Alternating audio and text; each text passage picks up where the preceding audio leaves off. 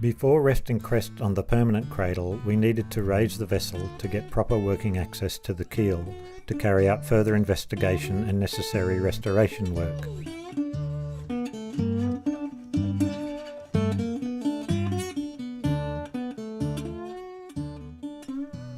A temporary lifting frame and cradle was needed.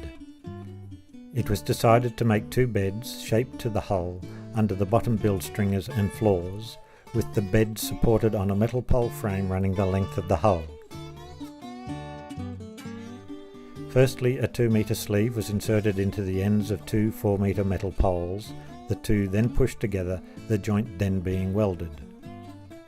This was repeated for a second pole, and then both 8-metre lengths were joined 1 metre apart by a third section of pole at the bow.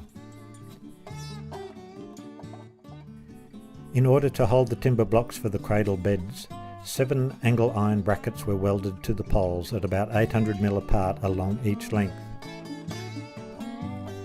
Then the frame was slipped under Crest and the aft end joined by bolting a solid piece of angle iron between the two, completing the metal frame.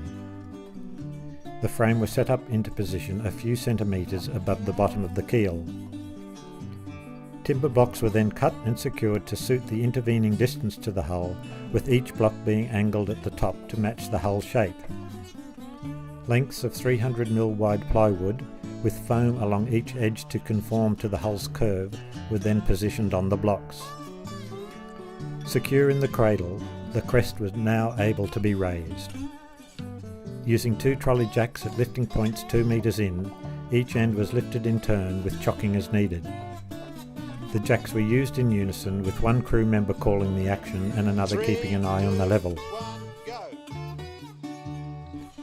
The vessel was raised a total of 40 centimetres at the stern and 28 centimetres at the bow.